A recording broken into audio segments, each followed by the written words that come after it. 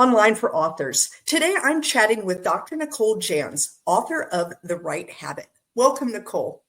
Hi, I'm so happy to be here. And I'm so happy to have you. Before we really dive into this, why don't you give everyone just a quick little elevator pitch about what they're going to find when they open up The Right Habit?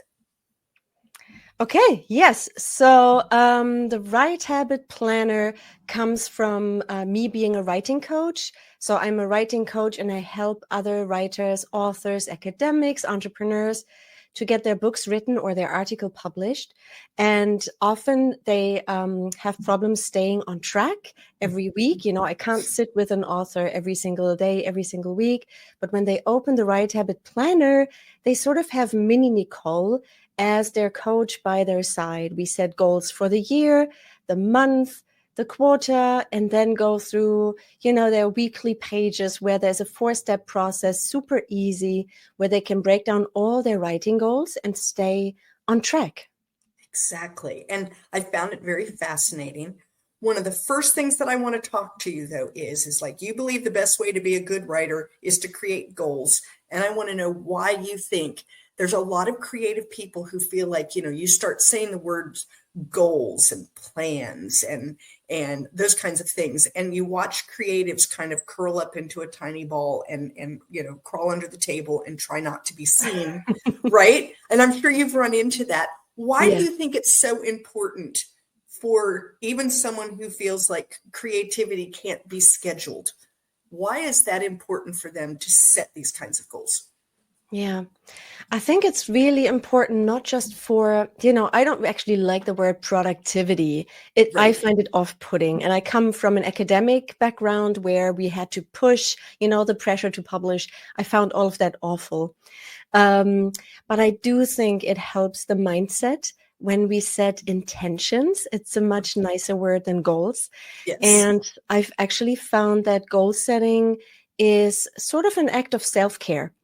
And the way I describe it to my clients who sometimes say like, oh, but I don't want to set a word count or I don't want to slot in my writing time, is that when you take your time, let's say on a Sunday afternoon, to plan out your writing, like the most important things you really want to get done, the scenes or the chapters or something you need to read for your writing. And then you even try and break that down a little bit to make just the steps easier. And then maybe even you go and say, okay, this morning is reserved for writing. That is for me an act of self-care because you are making space for your writing while you're planning. You're making space for thinking it through so that you know what's going to happen later. You are sort of almost helping your future self to be like, oh, shoot, I have writing time now. What should I do? And it's so hard to get started. Yes. But actually, I've got my list. Okay, thank you, past self from last Sunday. I'm going to take my list and go off from that. Right. And I will also say most writers, I have some writers that have ADHD and other issues with goal setting and, fixed blocks. If you say that I have 3 blocks that week, 90 minutes, you can still be flexible. You can take that sacred space. And if that afternoon suddenly doesn't work anymore, the kids get sick, whatever happens, you move it elsewhere and you are still, it's a constant way of staying intentional with your writing, allowing yourself boundaries and sort of just staying connected with it and moving it elsewhere. And I find that much easier to digest than you need to do the hard goal setting and keep to your word count, Exactly. And I like that idea of intentions. It does sound friendlier. It just has more of a, this is what I intend to do. And then if it doesn't happen, you do have ways for writers then to look back and say, okay, let's kind of look into why. Was this a one-off? Your kid got sick and they don't always get sick on Tuesday mornings. So this is not going to be something we need to worry about. Or is this something that keeps happening over and over? And do we need to maybe change our intentions? Do we need to fix how we're handling it? I like that idea. So you don't just say write a goal or create an intention, but then you give these suggestions of like really breaking it down. And I like the fact that you have writers make actionable steps So it's not just this goal, I'm going to write X number of words, or I'm going to finish a chapter. You have these actionable steps. You have like a weekly focus. You make them calendar things out. You have reflections. Let's talk a little bit about this whole process and how it's more than just a list of, I want to accomplish. Ugh. Yeah, I honestly, I've become a hater of lists because they just become humongous, and I can never ever catch up as a, single mom and writer and coach and business owner and, just person who has to run this life. So the idea behind it is, I call it the right habit, but it's, I call it method, but it's really actually very simple. The idea is and it all comes from deeper coaching from my one-on-one clients. So I took everything I learned and put it into the planner.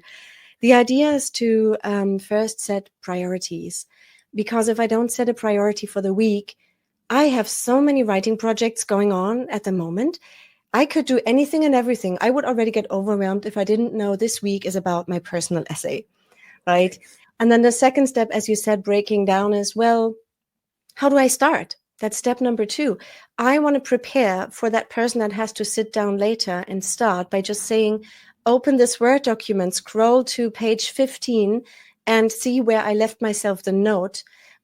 I need these instructions. It's just easier to get into it. Right. And then step 3 is slotting it in. As I said before, if I don't, anything that's not on my Google Calendar, and I work together with my, printout planner and the Google Calendar, anything that's not there is not going to happen in my life. It's just, it gets pushed to the side, right? It's something that in your mind, is there, but it never gets to the top of the list because something else will come in. Right. Exactly. And things that nag at you in the background, you don't want that. I need to see them on the page. So that also, by the way, releases some anxiety for me as well. When it's on the page, okay, Tuesday morning, then I don't need to write on Monday, right? I don't need to think about it on Monday, and I don't need to worry about it on Wednesday. I'm just going to write. I like that idea too. Exactly. Yeah. And then step number 4 is reflection.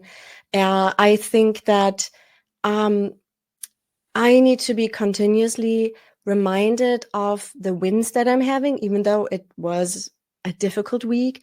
I need to constantly be reminded to check in with myself on my writing process. The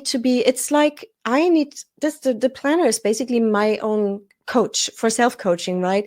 I know all the tools of coaching, and still I myself, when I'm in the role of the writer, forget everything. So if there is a planner page that says, reflect on the month, what went well, what didn't, what are you going to continue in your process? What are you going to stop doing? I constantly go back into the reflective mode, only 10 minutes. And then I feel a little bit of control, and I feel a little bit of, I can tweak my system, and then I can move on into the next week, the next month, the next quarter. So that is sort of the 4-step idea behind everything. Yeah. And I do like that reflection idea. I think a lot of people don't do that part. And so then we move on to, okay, well, now I'm doing next month, and you get all of that listed, and you go through the same thing, and you're making the same mistakes or having the same issues because you haven't really looked at, is this working for me? Is this actually, and am I actually happy with it? Because sometimes I've tried things before where I get to the end and I think that really wasn't good for me. Like that didn't work. So then you have to readjust. But if you're not making those reflections, you might struggle with that for a while and keep doing this process. I do like the idea of like setting those intentions for the week. I know I love to write at a writer's retreat where I'm going away from my home, because then I don't have laundry and buzzers and things, and I'm just in my writing. But that week prior to leaving, my mind is thinking, because it knows, ooh, you're going to have this week to write. What are you going to have to make sure you have things to write about? And my mind is adjusting. And I would think this is kind of like a mini version of that, where you've now said, I'm going to have, 90 minutes of writing 3 different times. And now throughout the week, as you know, this is coming up, you can be kind of planning because it's there. Just like I know that tomorrow I have the termite guy coming out, and they're going to come in this block of time, and I can't plan things during that block because I don't know exactly when they'll be here. And so you know that in your mind. I think it's the same kind of thing that it allows you to like tap into that creative part so that you know when it's time to sit down, wow, I have something to say. That is so true. I used to be a binger when I was an academic lecturer, and I had 2 young kids, and I was commuting. I booked in a lot of amazing writing retreats up in Scotland. Here, I'm in England, and I loved those. Finally, someone was pampering me. No children. I could sleep. Right. Someone made me food. I was like, I almost cried the first time I went there from maternity leave, and someone gave me a plate and said, "You care about nothing, just eat." Right. And so I wanted to, it was wonderful. But the thing is, I cannot rely on like once a quarter going away. And now I'm a single mom. I really can't just go away.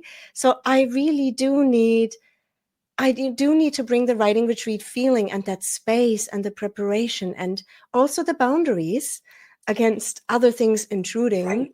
Right. I need to bring that into my week. Otherwise, I will not be a writer anymore. And I would my life would really be so, I can't even imagine a life without writing. So I need to forcefully, doesn't sound good, right? But I need to really make sure it is in my weekly schedule. I like that idea of boundaries too, because what often happens is I put down writing on my calendar, and then inevitably, and it's not other people doing it to me, it's me doing it to myself.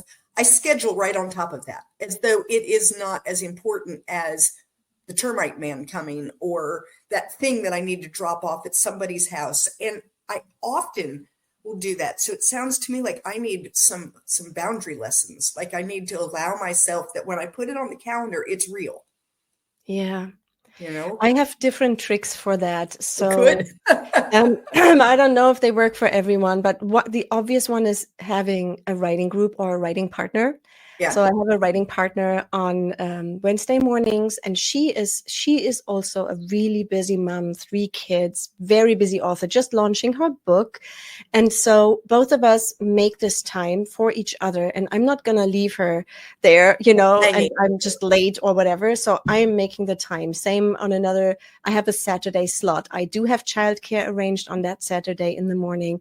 I will make it to that meeting. So having someone else there obviously helps. It just creates that bit of pressure. Yeah. But I don't have someone all the time. So I also have other things where, it's in my planner. Then comes the time. I put on a timer for myself. I do my flow ritual and I get into it. And with the specific music and my little steps that I have, I'm right in flow. There isn't even any notifications on my phone. So that helps. Yeah. And there was a third thing. What was it that I just wanted to say? Oh, yeah, the meeting trick. So a lot of my clients, they have schedules that can be seen by others. If you're a business person or, someone else has access to your shared calendar, they often write meeting with Nicole when they are actually doing their writing. Because when they meet with me for coaching, they've put their money on the table. They're going to make that meeting. Right. And so when they put meeting with Nicole, it shows to other people that, she's got a meeting. Okay. Shouldn't really, this is the time. Alone, right. Exactly. But also they, for themselves, they almost feel like, they know they are writing, but also it's connected to me as their coach and someone holding them accountable. Right. And so for them, that has worked actually quite well. And you can make up some name, pretend there's a meeting, and hopefully it'll trigger you into writing and help everyone else to stay away from that. Stay out. Right. Yeah. I'm sorry about that. I liked you had a spot for what I'm taking off my plate. And I liked that idea because I'm that person that I don't take things off. I just keep adding on. And then I see like how spectacularly am I going to fail at the end of the week because I didn't take anything off and I added 17 things. And now what's not going to happen? So let's talk about that idea of like permission to remove things from your plate. Oh, it's so important. I'm glad you said that. It comes from my burnout. I had burnout as an academic. I got really ill, panic attacks, couldn't leave the house, no energy, complete disillusionment with my job, also with writing. I just barely held it together. I don't think I actually held it. It was like a complete meltdown. It was a train wreck, right?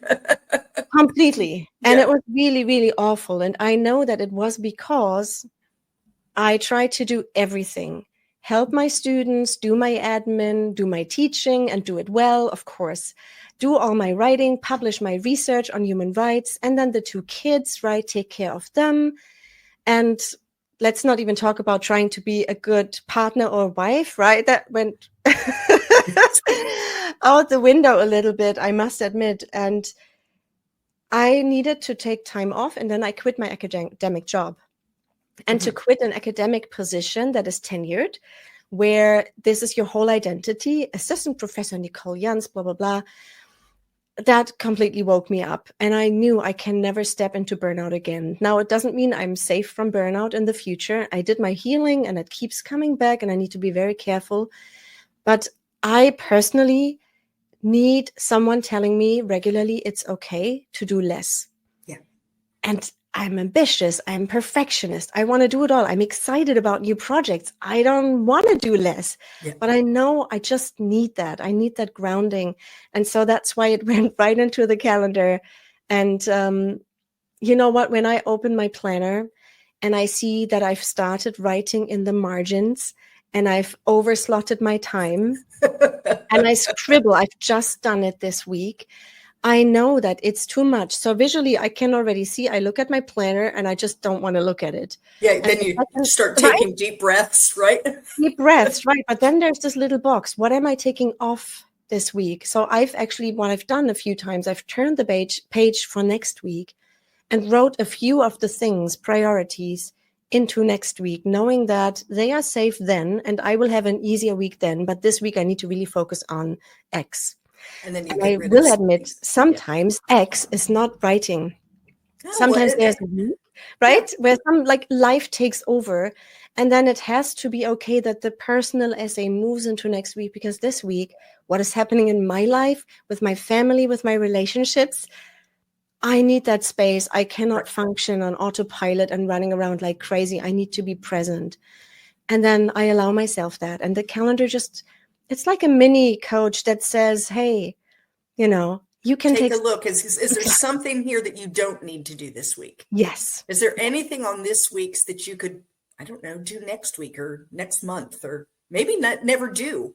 Maybe you can look and say, I really don't need to be doing this. Why do I keep doing this? Yeah. Right. Yeah. I really liked that idea. You include, so after, you've kind of got the whole calendar goal setting type thing, but then you include a toolbox and you have some really good tools at the end. I'm just curious, of all of those tools, which one is your favorite? Ooh, I think my favorite tool is the flow ritual, just because it helps me every single day. Okay, let's talk about, what do you mean by flow ritual? Well, it is a certain ritual. So let's say 2 to 3 things, tiny things that I do each time before I write. And I'm training with a flow ritual. I'm training my body and my mind to know, oh, it's writing time. It's not gym time, and it's not childcare time or Netflix time, right? Or, admin time, all this other stuff in my life. It's writing time.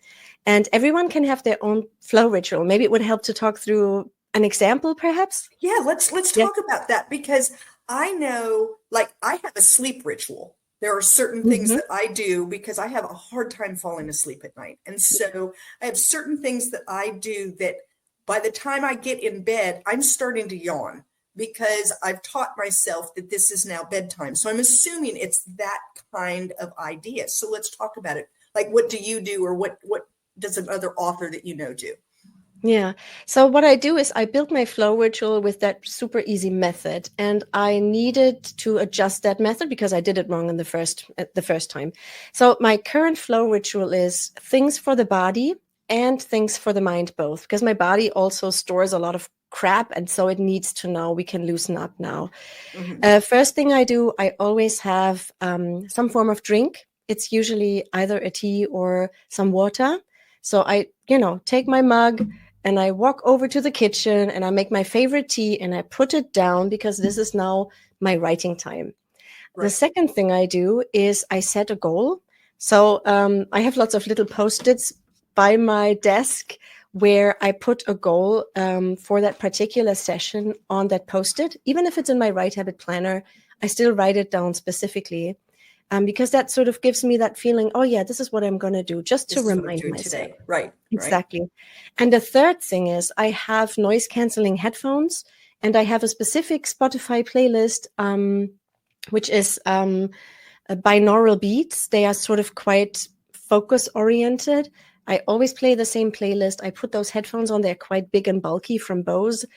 And I press play and then I have everything I need. So my sort of the audio cue is, hey, this is the playlist for writing. I don't use it for anything else. Okay. If I used it for anything else, I would then dilute the whole process. I have that drink and I have my goal. And then my body, my brain already knows it's time to write. It's just, like a Pavlovian dog. Yeah, I have trained myself. Yeah. And all the different writers in my programs, I do it in all my workshops as well. They have their own rituals. Someone has a scented candle with, whatever, vanilla. Another one said she always needs to clear her desk and then do a few, I don't know, she does some yoga movements. Right. And then she writes down her goal and sits down. And so everyone has, you can pick and choose from whatever you think is good for you. Just try and make sure these are things that you really do in a sequence and reserved for writing. And if you do it a few times over the week, 3-4 times, you will get into flow much easier. When I put on that playlist, I recently put it on accidentally. I meant to listen to something else. I was immediately already in, I need to be writing. yeah. And it wasn't actually, I was actually doing emails. So I turned it off immediately because I knew that something is really weird. Right. So that's interesting because this is something I noticed. The very first writing retreat that I went to, and at that point, I did not feel like I even belonged there. I was still so new. I didn't have anything published yet. I really felt like an imposter. And I went and there were 3 other authors at this same retreat.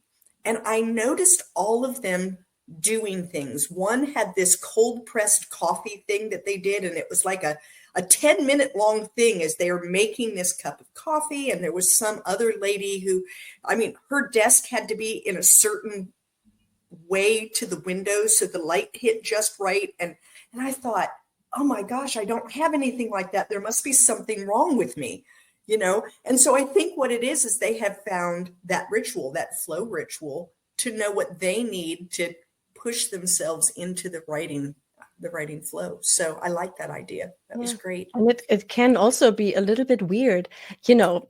I sometimes, as you said, I sometimes see people in the library putting everything in a certain angle and sort of certain, certain cuff or something or certain movements. But if this is the thing that helps you, then why not? Go for it. I agree. Yeah, exactly. I agree. One of the other tools that you talked about were writer's block. And then you gave kind of a list of things that people can do when they feel blocked. Let's talk a little bit about writer's block. Like what is it actually? And then what are some things that we can do to help when we feel stuck? Yeah. So I think the first thing I want to say, and I tell this all my clients, and for them, it's like, oh my gosh, really? Writer's block is not actually the enemy. And it's not something you need to avoid or battle or, this language around it. I think writer's block is sort of a sign. And it might be just like anxiety sometimes. It might be just something trying to tell you something. So it might be, for example, that you haven't eaten and slept well. Why are you trying to write? Your brain needs rest. Or maybe it's you don't even know the argument of that self-help chapter. You haven't thought it through. There's no point. We're just going to make you stare at the screen for a little while until you realize you need to go to your whiteboard, think it through, right? Or it might be that the character in your story isn't fully alive. You're not emotionally connected to them. And why are you trying to put them into a situation that feels very sterile and you get all upset while you're writing? It's, so there are a million different things Right. writer's block might want to tell you. And if you ignore that and just try and force it and sit down and put on the timer, and even though you feel so weird in your body, you feel stressed out, your tummy hurts, or maybe your chest is constricted, always just take a breath and just be aware of, okay, something isn't right. And rather than slipping into, oh shit, I have writer's block, everything is awful, I'm going to go in fetal position and cry, Right. just another breath and think about, well, what might be, what am I feeling? What is coming up? What wants to be seen? And this is what this page does in the toolbox on, one of the back pages, is just to say, what might be going on? Just journaling. Mm-hmm. And you can sort of say, well, how bad is it? Often we think, oh my God, I'll be blocked forever. This is the worst thing, right? But maybe actually it's on a scale from 0 to 10. I'm only feeling a bit discomfort around a 7. And I know that maybe this isn't going to be forever. I'm just going to take a minute here and recharge or reset, and then I can get going. So there's this idea behind that page to not see writer's block as the enemy, but just as a chance to check in with yourself. And then, of course, I give a checklist of 12 things you can try, just because maybe you need someone to say, you know what, I'll just take you by the hand, try out these things, and maybe one of them helps. Yeah. Yeah. And I like that. I've always found, for me, when I'm blocked, it's mostly because I have too much on my plate. And so I have zero room for creativity. And so it's not so much that I'm blocked, it's that I just haven't given myself space for it. Or I have too much on my mind emotionally. Too many things are zooming around. And once again, I don't have enough space. And so I either have to solve whatever that is that's zooming around my head, or find a way to put it in a box for later. And then give myself permission to, okay, we're going to look at that later. And now do I have the space? And that's the biggest thing for me, is when I feel blocked, I know it's either I'm physically have too much going on, or I mentally have too much going on. Yeah. And I just need to clear the space. And maybe it won't happen today. Maybe today is not the day to clear it. So I try not to panic, but there are those times. I have said recently, gosh, I hope I can write again. Gosh, I hope I can write again. And it's like, yes, of course you're going to write again. It's just a matter of giving yourself space. And maybe that takes a little bit of time. Yeah. I'm so glad you're saying that. And, I'm a writer's coach. I know all the tools. I know all the lists and templates and what's going on in the subconscious. I know all the things, but I'm also a human being and a writer who suddenly faces perfectionism or faces something quite emotional in their life, as you just said, right? So I recently separated, and that took up all my energy. And I also tried to finish a master's in creative writing on the side. On the side, I'm doing quotation marks now, right? Right. And of course, I got blocked, and I slipped right into that roller coaster that I had during my PhD, when I had another very difficult thing happening in my life that I hadn't fully digested yet. And I couldn't write then. And it took me months to figure out what that was. And now luckily it took me only a few weeks to recalibrate and understand what that was, why I wasn't writing. I don't think there was necessarily only a problem in that piece of fiction that I was writing. There was also just my mind was clogged. And I actually went into nature. And I do that. I'll go take a walk on the beach for me. Yeah, there we go. Best thing. And I breathe and I breathe. And I tell people all the time, don't walk too close behind me. You're going to be catching all kinds of stuff that's falling off of me, right? Like it's a garbage pile back there. Be careful. So yeah, getting into nature, listening to good music, that like puts you more in a meditative kind of place. Some people, I think it's exercise, like, swimming laps in a pool, or something that you can just kind of clear out all the garbage. Yeah. And once I get the garbage out, or find a way to package it up neatly and put it where it's like, okay, I'm going to look at this garbage tomorrow at 10 with my therapist, and I don't need to look at that right now. Then it does kind of open up that space. Creativity for me is it's a little bit delicate, and it won't come out when it's going to be cramped up with all of life running all over it. So, But that's also the beauty of it.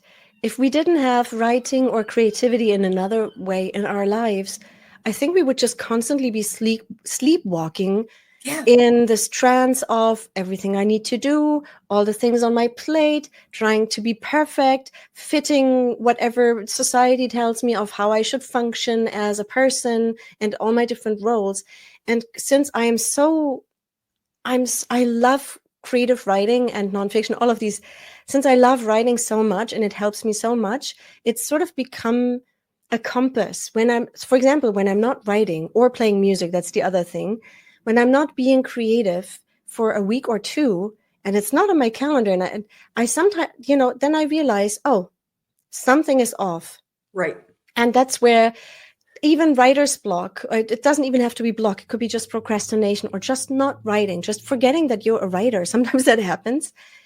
You can always return back to it, and it teaches you so much. I feel like it's a total transformation tool or sort of self-growth, and some people even go more into the spiritual. I really feel that creativity is the thing that saved my life, saved me from anxiety, saved me from bad relationships, from being in the wrong career, and all these things. And without writing, and also with that, the flip side, writer's block, I might have never seen that. I might have just kept walking through my life and then not realizing, where have I been? I wasn't really true to myself, right? Exactly. So, Nicole, let's talk just briefly about your writing. What are you doing now? What's next? What kinds of things do you have coming up? Let's hear about what's going on with you. So I'm always writing a little bit for my business as a writing coach, and I'm also writing a little bit for the joy of it. Yeah. And for the business, I'm writing blog posts about how to write productively but actually more about the mindset. And I'm trying to be much more open in my newsletter about not just here are 10 tips, but I'm trying as well in my podcast, the Right Habit podcast, I'm trying to be much more honest and authentic this year, because I feel like I've been trying to hide behind the expert role and forgetting to tell my clients and everyone who's listening and reading that I'm a writer too, and I understand what it feels like, and I have shit going on as well. So this is something where I'm actually currently developing quite a bit, and I write scripts for meditations for my podcast, which I love. So showing up as the full Nicole with all the good and bad in my, it's not really business writing anymore. It's more like I'm this person here. Yes. Maybe you want to connect. Yeah. And then in my creative writing, that is my playground. I'm writing on a poetry pamphlet, and I've given all of my creative projects a title this year. Even though it's not written yet, I needed to see a title. So my poetry collection, that is really only 6 poems so far, is called A Blue Smaller Than a Child. And then I have a collection of personal essays and lyric essays that I'm working on, which I call Hyphenated People, alluding to immigration. I'm German, but I live in England. Yes. I've lived in the US. So now I'm British German. So it's a little bit around belonging and home and roots and identity. I'll stop here because I have all these other ideas, but those are my main things at the moment that I'm using to work through my stuff in life and also make art out of it and just enjoy the process of creation. Wonderful. So, hey guys, if you want to continue this book conversation, head on over to Novels and Latte Book Club on Facebook. There you're going to have a chance to win a digital copy of The Right Habit by Nicole. So, Nicole, if someone wanted to get in touch with you about your writing, about having you as a coach, just a question about writer's block or whatever comes up, how do they do that? How do they find you? Well, the fastest way is go to my webpage, NicoleJanz.com, NicoleJanz, like zebra.com, or you go to the righthabitplanner.com, or you go to the Right Habit podcast. You can find it anywhere, just righthabitpodcast.com. So all of these, and I'm on social media, not too much, but Dr. Nicole Janz is my usual handle on Instagram and other places. Super. So I'll have all of that in the show notes, guys. And Nicole, I want to thank you so much for being with me today. I think that you offered a lot of great advice and made me, yeah, I feel a little energized. Like maybe I should like get off the podcast right away and go write. Yes, I love that. Fantastic. That's all we want. Get back to the writing. Fantastic. Wonderful. Thank you so much. Thank you. Thank you for listening to Online for Authors, where I, Terry M. Brown, author of character-driven fiction and host of the podcast, introduce readers to characters they'd love to invite to lunch. Tune in next Tuesday for another podcast episode.